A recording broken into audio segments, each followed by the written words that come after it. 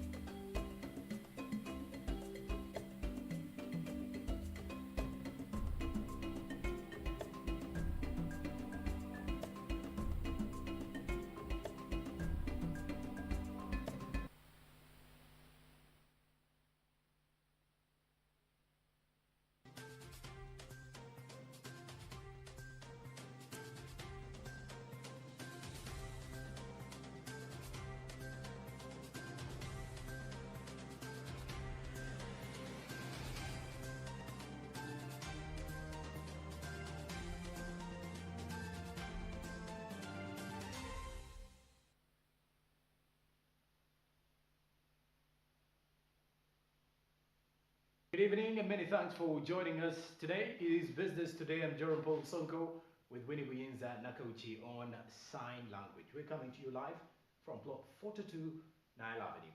Now, kicking it off, we start with a report from Parliament. Through the Ministry of Finance, the government has submitted a new loan request to the National Economy Committee amounting to $200 million. Parliamentarians are concerned about the high appetite for borrowing at a time when the economy is struggling. We have more of this report. Henry Musasizi, the Minister of State for Finance, and Chris Balyomunsi, the Minister of Information and Communication Technology, have presented the loan request. They emphasize the need for the loan for managing the project, promoting digital inclusion of host communities for refugees, and enabling digital connectivity and government transformation. Component 1 is expanding digital connectivity in selected areas, and this has been costed at $86 million. Component 2, which is enabling digital transformation of the government, this has been costed at $50 million. Component 3 is promoting digital inclusion of refugee host communities, and this has been costed at $57 million.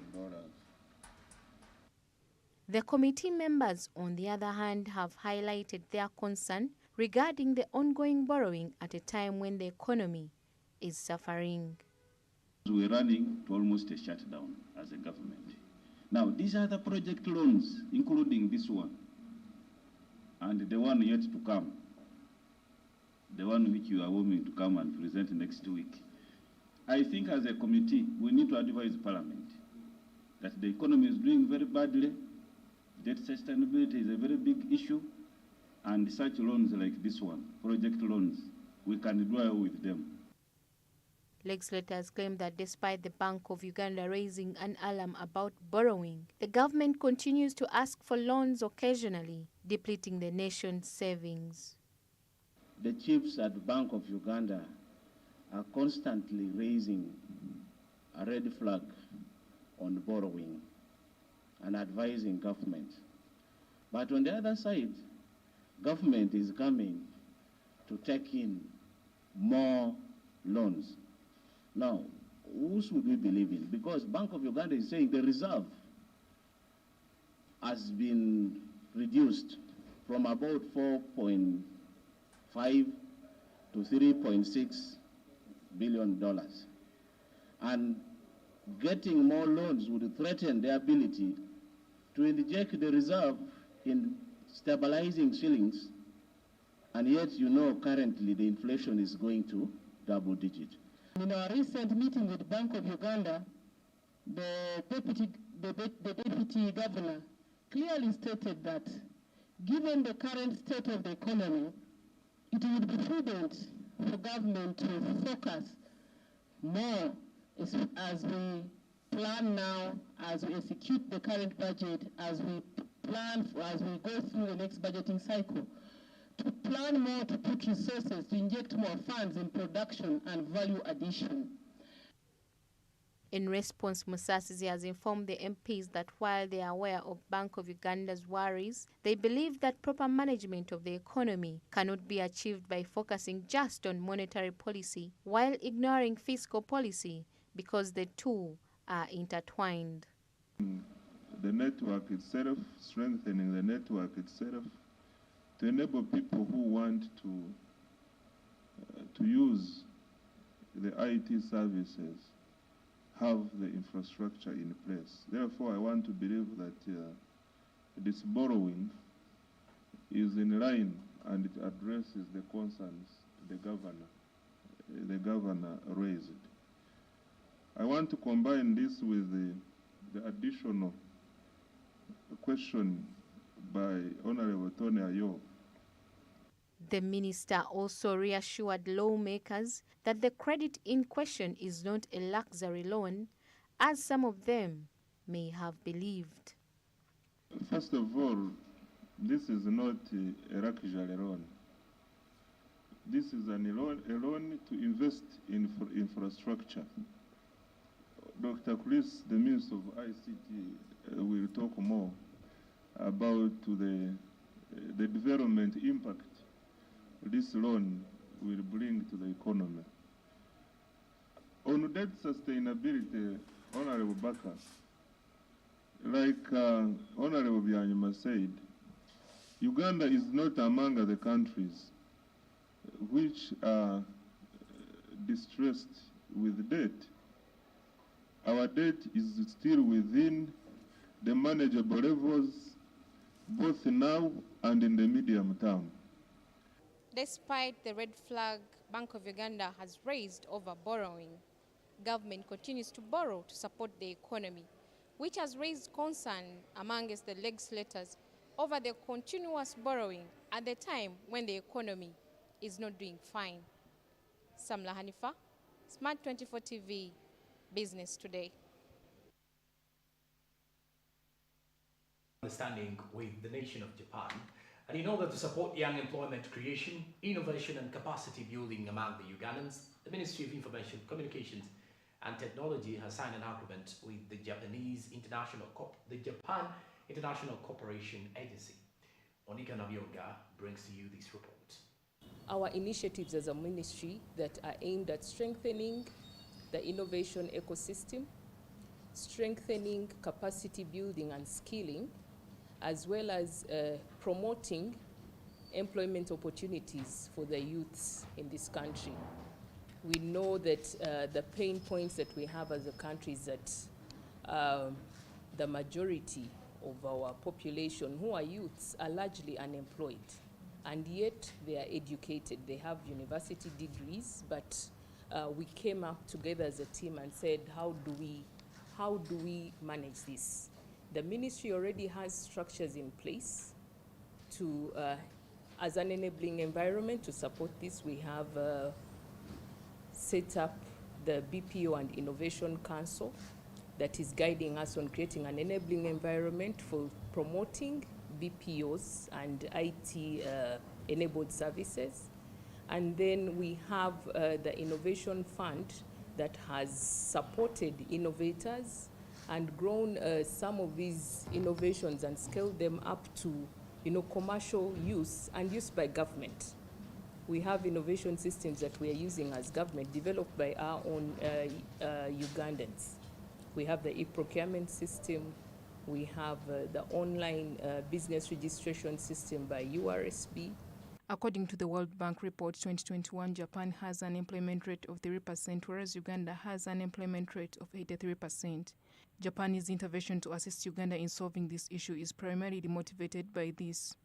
Takeuchi, the head representative of JICA, reportedly stated that they would teach Ugandans and also take them to Japan to learn more about technology.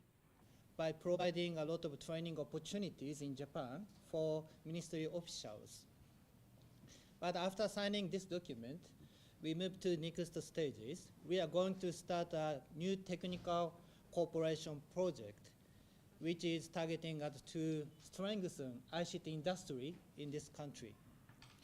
We are going to recruit a Japanese consultant team after the endorsement, and through the team, we are going to support to strengthen the policy development and also privatizing. And so we are going to support ICT talent development, human resource development. And so we'd like to promote the business matching between those ICT talent and domestic and foreign ICT companies.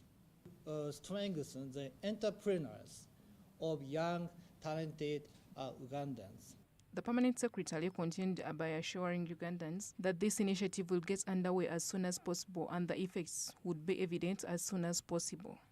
The interaction and collaboration and partnership that we are going to sign today with JICA is not the first of its kind.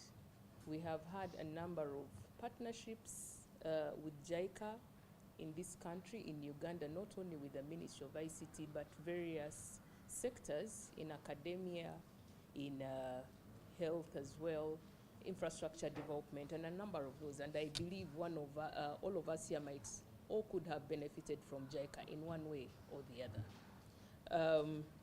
Personally, I think as I was in university, I benefited from studying in what we call the JICA building, Faculty of Science building in Makerere University. The Ministry of ICT seeks to bring on board the private sector, stakeholders, and other development partners to curb down the increasing number of unemployment opportunities among Ugandans. Monica Nabyonga, SMART24 TV, Business Today. And now let's look at inclusiveness in the electricity supply in the country. The socio-economic transformation of Uganda's power supply will be facilitated by maximizing the amount of participation of people's enterprises in capital development through funding human capacities. In order to advance other social benefits like job creation, government should therefore be deliberate in finding chances for private participation in the power supply industry. We have more in this report. To maintain a conducive and enabling environment that attracts foreign and direct investment into the electricity sector, interested partners in the private sector need to grow their participation in the industry. Different products that are on the local market, their quantity, the production capacity, the level of standards, and how we can match it with the standards that we need within the electricity supply industry, so that we are able to locally source the materials that we need for construction, for operation and maintenance within the electricity supply industry. Now this speaks to the BUBU by Uganda, Build Uganda, but also we are speaking to ensure that we don't dollarize the electricity supply industry. You are aware that among the negative impacts that push the tariff up is when the dollar strengthens against the shilling, largely because most of the inputs, the equipment, the materials that we've been using for manufacturing are sourced in the international market. But today has been a very successful day for both the manufacturers as well as the electricity supply industry. Some local electricity subsector players are incapacitated to produce quality products because the industry is highly capital intensive, and there are also limitations in technology and innovation. Forthcoming, they're also willing to partner with us to continuously improve the quality of their products, as well as invest in the R&D to ensure that we progressively innovate so that we are able to catch up with the technological advancement. Because we are not remaining behind as the sector, we're also looking at self-healing networks. We are looking at smartism. We are looking at leveraging ICT to improve the reliability of supplies. The response to SMART24 phone call interview with Steamer Transformers and Electricals Limited on how inclusive local content has been and how the quality of procurement of the Electricity Regulatory Authority is moving was positive. Yes, we are benefited as long as the quality is maintained, and I'm happy that they are not compromising its quality. At present, we are selling to like UDs here. They are and they are happy with the product what we supply. And we just want to satisfy them with our service, and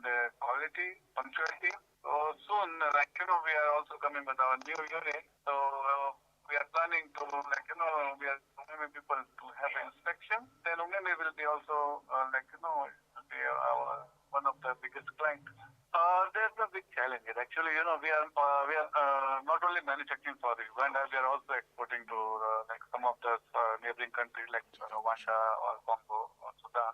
And our transformer quality is as equal to as any European country. Okay? Yeah, most of the raw material we are importing because we don't find that much of that quality to give the perfect result. So we are importing the copper. In near future, if the people establish a good a copper industry, then we'll be procuring from local. At present, mostly I prefer like India. A representative from the Ministry of Trade in the industry subsector says that the licensing round of manufacturers and other sector players will check to see if they are environmental and socially compliant, because many have lost out on bids to investors. What we will be doing in the licensing process is we will also have an additional certification process for entities that we believe are manufacturing in an environmentally and sustainable manner. And to make it really more user-friendly is we are using a star system. So basically we don't want to say that you must be completely compliant or non-compliant, but basically to assess the level of compliance and use almost like, the hotel 5-star, 1-star, 2 stars, 3 stars, something like that. So we are putting that in place to address that, because we have found that some of our industries, some of our manufacturers who are environmentally and socially compliant are being turned down by foreign buyers or by foreign investors because they cannot prove that they are compliant. A company with a Ugandan registration that is entirely owned and managed by Ugandans is referred to as a national provider, whereas to the Public Procurement Disposal of Public Assets Authority, a resident provider is one that has incorporated in Uganda for at least 2 years at a time of bid submission and is not a national provider. Ronana Habwe, SMART24 TV, Business. And now let's talk about this renewal of national IDs. The government of Uganda, through the Ministry of Internal Affairs, is planning to start the process of renewing the national IDs from June 2023 to August 2024. Members of Parliament believe that paying 50,000 for express and 200,000 for replacements or change of information is excessively expensive given the current economic climate in the country. We have more in this report. Nicholas Kamara, the MP for Kabali Municipality, brought the topic before the legislature. He emphasized that while the process of renewing national IDs is beneficial, Ugandans shouldn't be charged so much during a period of high inflation. Speaker and colleagues, the Ministry of Internal Affairs under the National Affairs of the National Identification and Registration Authority plans to carry out a mass enrollment and renewal of national identity cards from June 2023 to August 2024. In response, the State Minister for Internal Affairs has told Parliament that the issue mentioned is already in the law and was discussed some time ago, but they can still look into it and see where they can make changes for the good of all Ugandans. Right Honourable Speaker and Honourable Members, I take cognizance of the concern of the Honourable Kamara, but I want to say that this idea of mass enrollment was presented before this House, and I hope he was here. If he wasn't, that issue he's talking about is already in the law, the Registration of Persons Act. It's not a new idea, but it's not cast in stone. We can review it and see what position we can reach with the Parliament. The minister has further asked for some time to consult Cabinet on the same charges and later bring back to Parliament an informed position from the government. The Speaker, is that for express processing of a passport, you incur a fee, and for a passport which is lost, rather an identity card which is lost, not a passport. And what is raising that in these hard times, people are not able to pay how much? 50,000? 50,000. So that is what is raising. So for him, he's saying And since you've said it is not cast on stone, so can we review the prices? Is it possible? That's what he's asking. Can I consult and maybe come back with a more informed position? Thank you. Samlanifa, SMART24 TV, Business Today.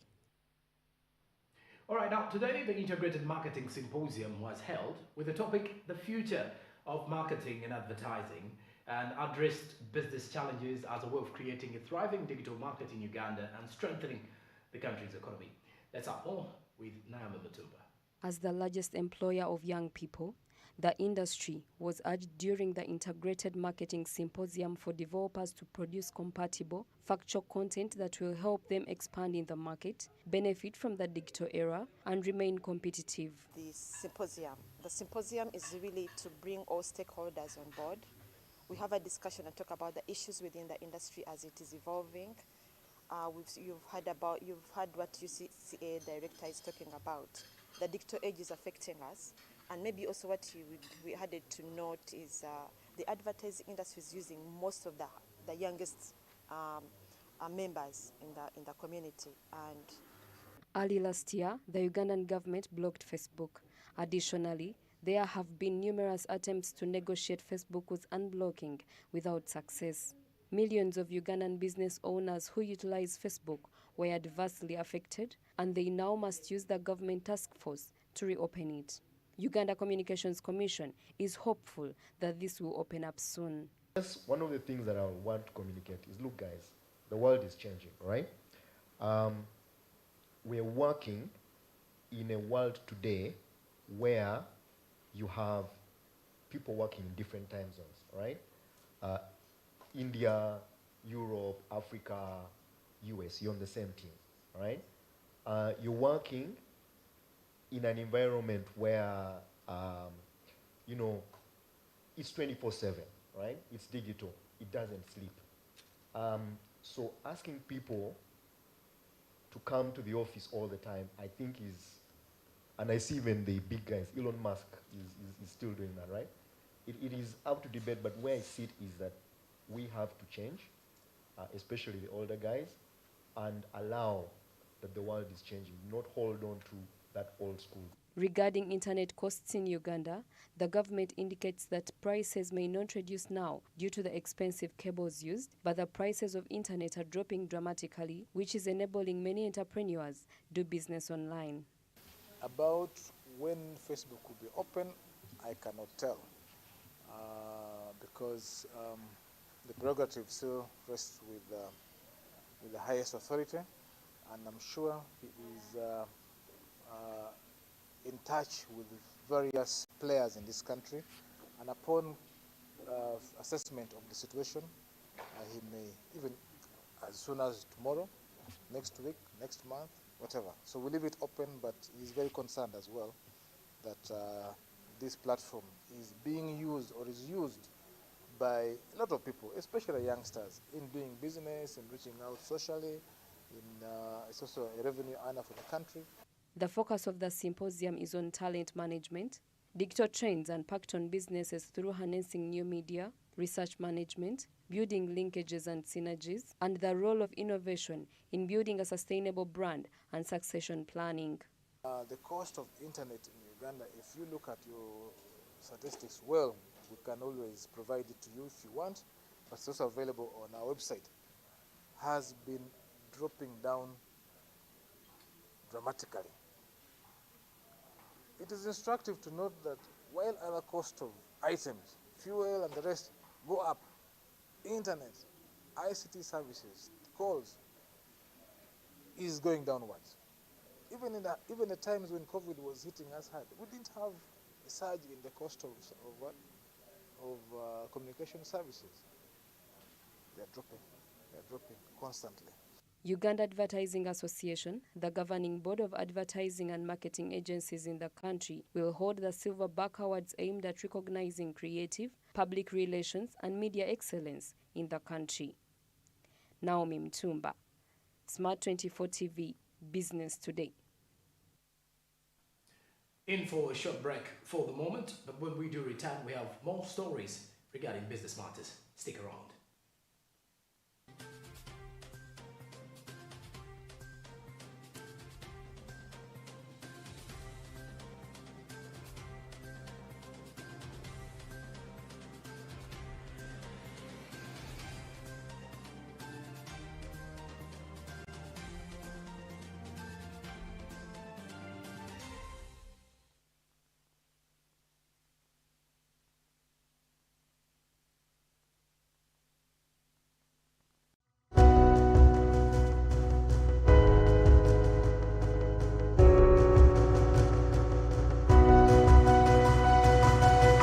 SMART24, driving business.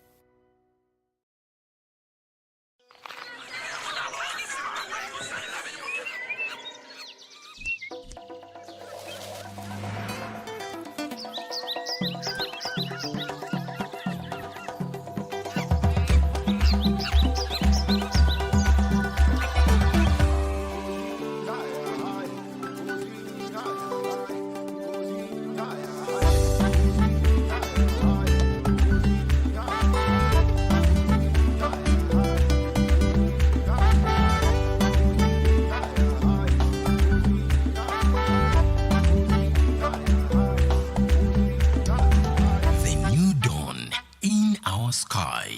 Futimbuto, the taste of Uganda in a new international park.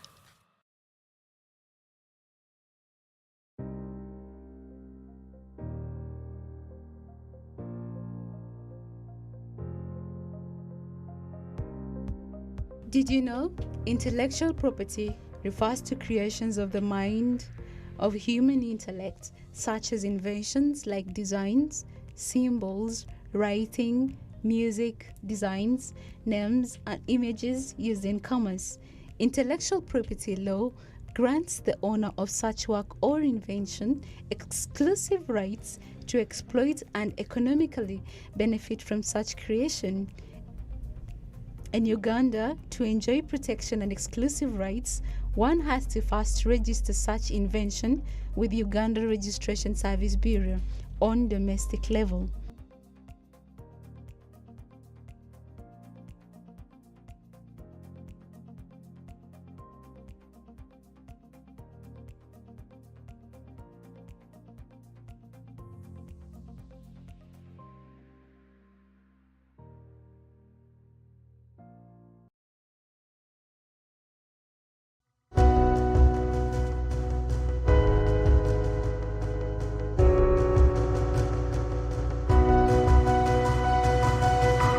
SMART24, driving business.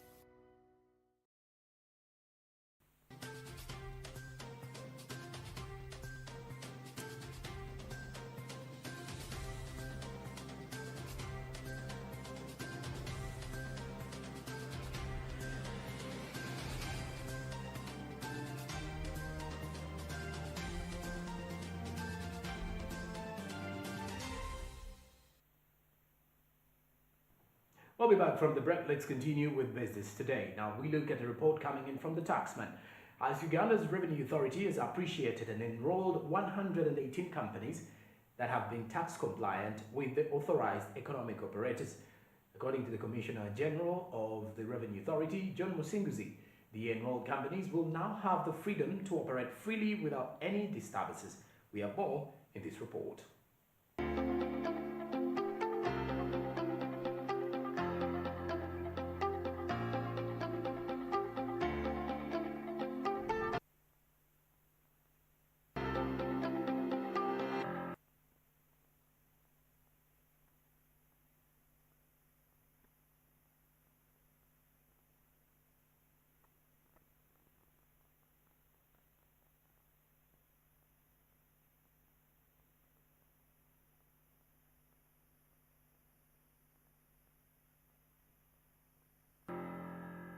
It's a pleasure and thank you for joining us. The discussion regarding urbanization in this country continues. I know for sure that the Ministry of Lands, Housing and Urban Development is primarily responsible for making sure that Uganda becomes a better country to stay.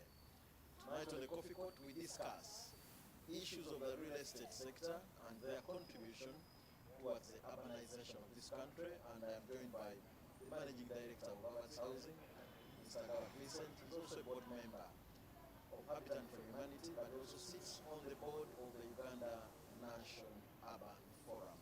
Mr. Vincent, thank you for joining. No, thank you very much, Fred, for the invitation. I appreciate it. Thank you. You're talking about urbanization.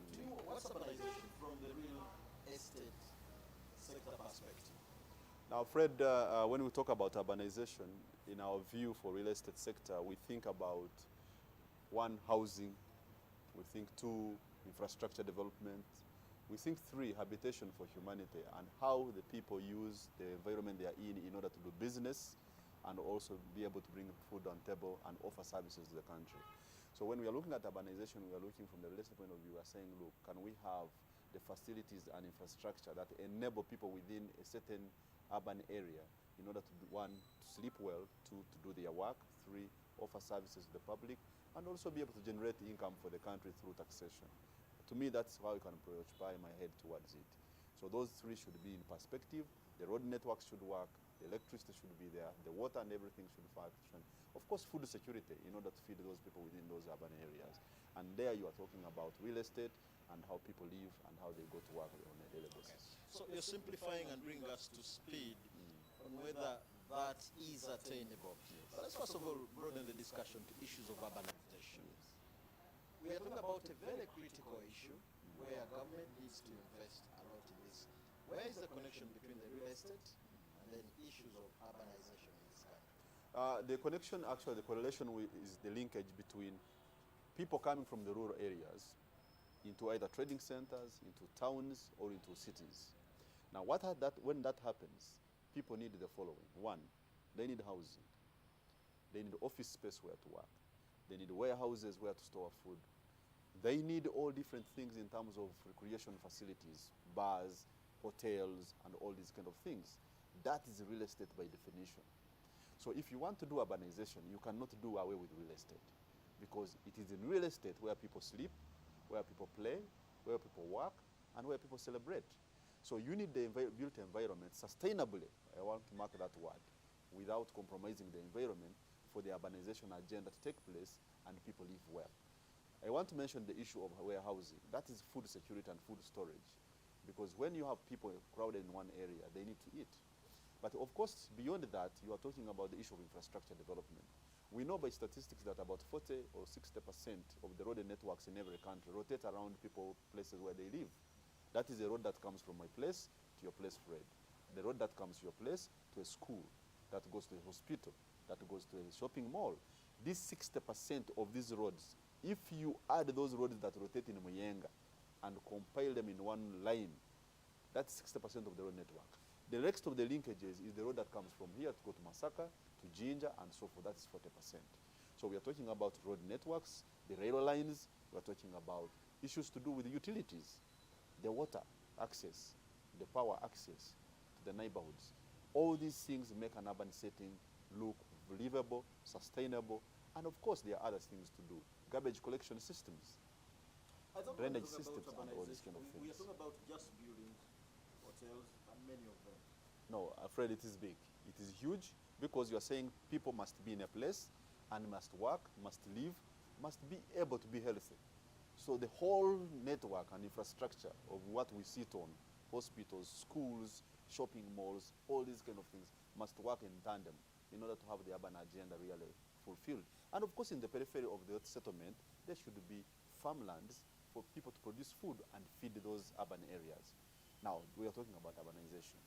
Without that, we are talking about really people just congregating, staying in a place, and making it look urban, but in the real sense, it is as usual rural, but again, you have issues of pandemics coming up and affecting the people. You have issues of communicable diseases. You have issues of garbage collection and sanitation.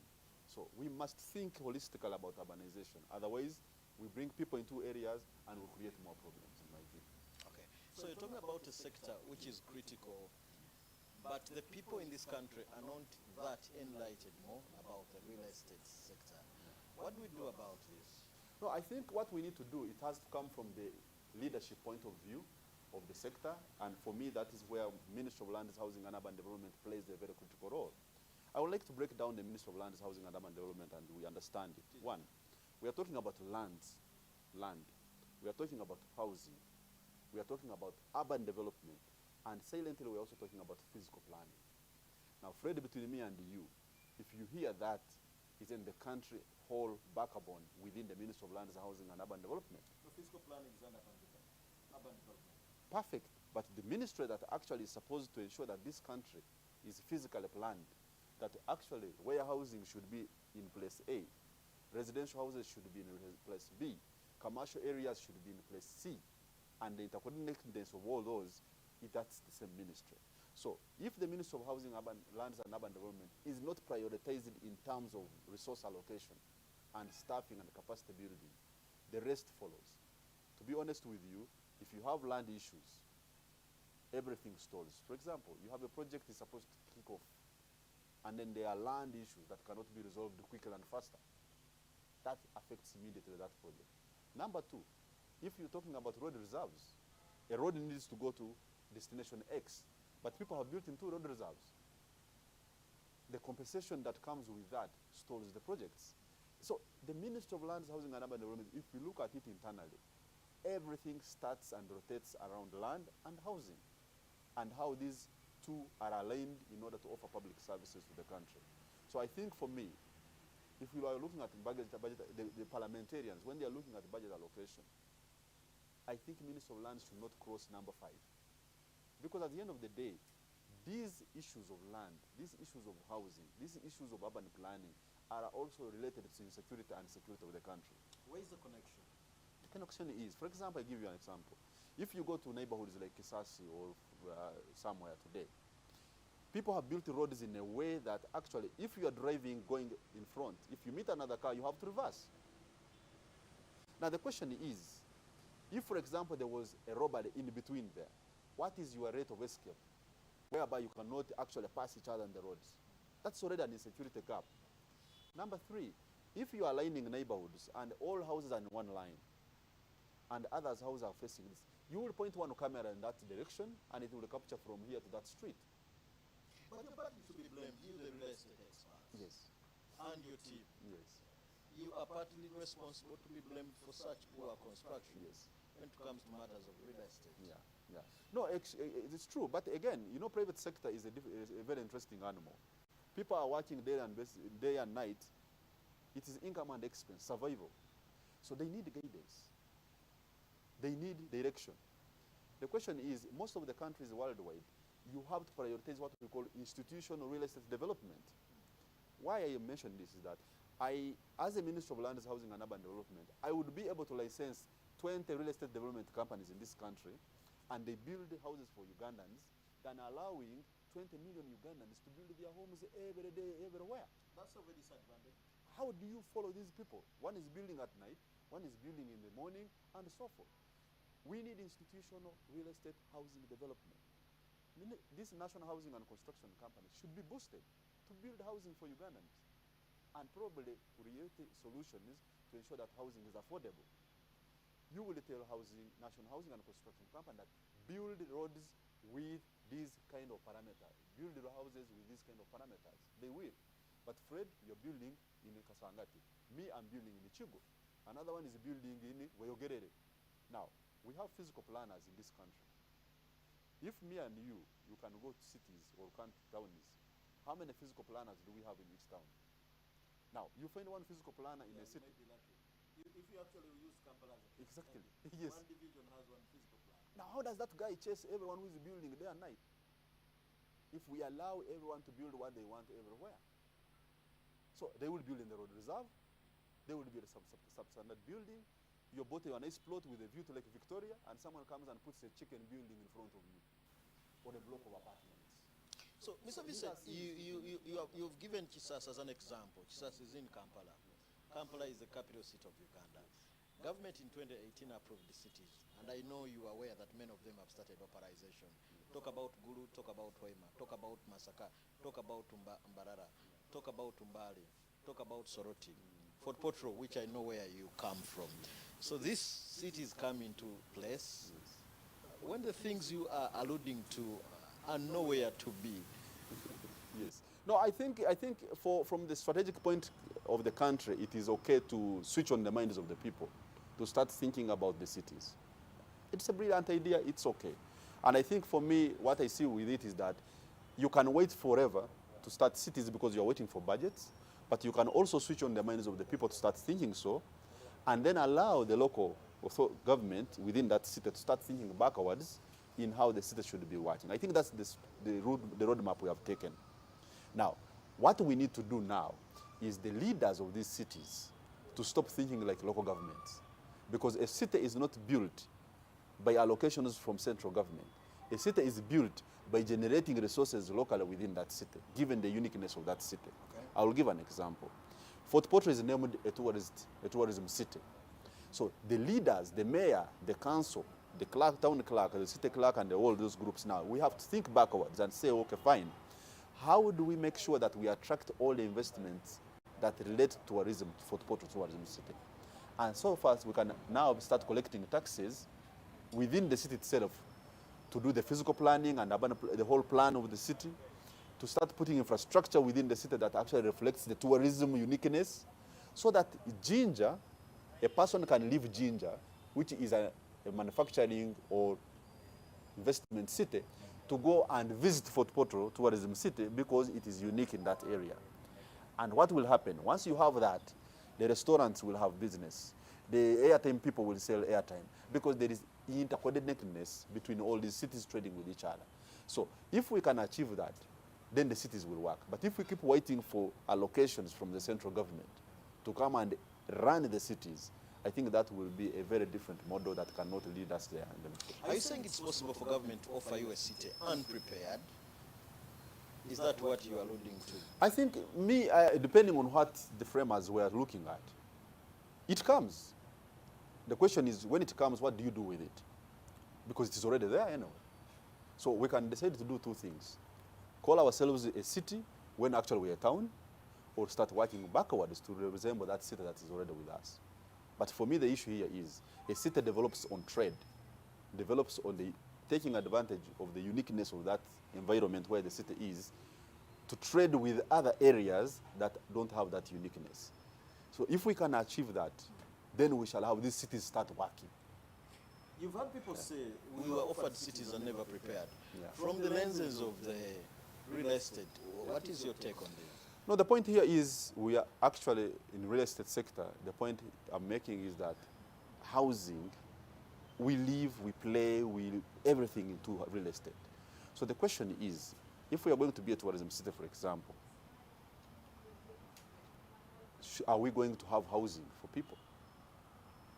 People are going to come. We don't want to replicate Kampala into these areas, because if we do that, we shall have failed. The borders, how are we going to manage them in those new cities? Do we also wait until they have become like the Kampala and therefore we start complaining again? Or we should also already start putting regulations in Imbale and Gulu to say our borders in Gulu, they will operate like this. And we shall have these numbers of borders not exceeding this, given our road networks. Now, we need to do that quickly. But if we don't do that, people will just copy Kampala, bring it to Mbale, to Gulu, to Fort Portal. So the problem we wanted to solve in Kampala, we shall have not achieved it. The other thing which I would like to mention is that the road networks from Kampala to Mbale, we need to think about that infrastructure, either dual carriage and also the railway line. So that if I want to have a meeting in Fort Portal, because I want to invest in tourism in Fort Portal, if I have a dual carriage road from Kampala going to Fort Portal, I should not take it more than 3 hours. But as long as we also allow other urban settings, the towns along those roads to keep expanding, becoming also other small cities along the road to the city, you are actually denying the other city which you have created an opportunity to grow. So what do we do between Masaka, for example, between Mitiana and Mubende? Mubende is not a city, but Fort Portal it is. Fort Portal it is, true. Then there is Chegegwa. It's not a city. There is Chenjojo, but it leads you to whatever. So how do we manage these small towns in between so that they don't take away the glory of the city on the other side. But you also have Kampala, you equally have Nasana, which is in the pipeline. Exactly. Entebbe is just... So we need to think very hard. It is otherwise it will be Fort Portro, it will be Entebbe, but actually Webaja picks business from the whole of Entebbe. How important is your real estate sector? Yes. To issues of urbanization and development? No, we think for us, as we said, when you mess up with housing and real estate, you have messed up, for example, with about 50% or 60% of the whole urbanization agenda. Because, one, like for example, today we have speculation in Kampala. A plot of land today is 30 million, tomorrow is 50 million, 60 million, and so forth. Now, how do the citizens, the residents of Kampala, afford housing? Well, they'll go where they can afford. So now you have what we call uncoordinated expansion, isn't it? And when you have uncoordinated expansion, then now you're chasing. Because once people go into an area, they will start demanding for public services. And now to take a road there, you have to compensate them because you were not there first. So it is a big animal. And I think Minister of Lands, Housing and Urban Development needs to be given an opportunity, or it should be deliberate, that there are technical people there who know what this means. And they should be there, and they should have the resources to do so. Okay, but you must also be aware, if you are not, that urbanization comes with a number of challenges. Yes. So issues of uncoordinated development shouldn't be a worry to you. Yes. Because that is what urbanization definitely calls for. Yes, but uncoordinationness can lead into other things, because these issues of building in swamps. Now, yes, so you have to trade. You allow uncoordinatedness, but you lose the water catchment areas. You allow uncoordinatedness, you get pollution of Lake Victoria. So the point here for me I'm making is, must everyone live in Kampala? I think that was also the motivation of the cities. And what is your take, whether must everybody, should you and me, all of us live in Kampala? Yeah, exactly. We should be able to live in Jinja and do business in Jinja and trade with Kampala. And that way we depopulate Kampala so that it does not keep expanding the way it is expanding. And I think that was a good idea why Jinja should be a city. And should be a city, an industrial city. So that the whole manufacturing, but if we make Jinja an industrial city and we still build other industrial parks, not in Jinja, it becomes an issue. So then we have an issue. Maybe as we summarize the discussion. Yeah. You are talking about a ministry which is very important, lands, housing and urban development, with very little money attached to this budget. What needs to be done? No, I think it's a discussion that needs to be done at the parliament level, people to appreciate the multiplier effect of the real estate sector. When you prioritize housing, what other sector do you switch on? That we must understand. And what does housing and real estate mean for urbanization? Once we get the parliament, the fiscal planning committee there, and the decision maker understand the role of housing. I can give you a simple example. We are talking about unemployment. When you're building a house, how many professionals are you engaging at the same time? An architect, a surveyor, an engineer, an electrician, a plumber, a carpenter, a food vendor who comes at the site and starts cooking food for these guys or the porters who are carrying materials and so forth. How many people are involved at the same time? That is only the human resource. Talk about the other things. You need electrical wires. You need wood. You need concrete. You need cement. You need, if you see, and all those things are being manufactured in industries. So real estate sector has a very close relationship, tails, blower handles with the manufacturing sector. So when you switch on the real estate sector, you unlock the manufacturing sector at the same time. We can't finish matters of urbanization in relation to real estate. Yes. Your final part, in short. My final part is that I request and think that for me, my job is to give technical work, because I'm not a politician, I'm just a business person in the real estate. Let us think about land, housing, and urban development and physical planning, and think about that ministry. If we can think about that ministry and its impact on other sectors, then we shall have got it right. Listen, thank you so much for definitely sharing your knowledge on matters of the real estate sector and their contribution to the urban sector. Of course, he is the managing director of Abbas Housing. He also sits on the board of Habitat for Humanity. He's also a board member of the Uganda National Urban Forum. The discussion continues on matters of urbanization. This is the Coffee Court, and my name is Fred.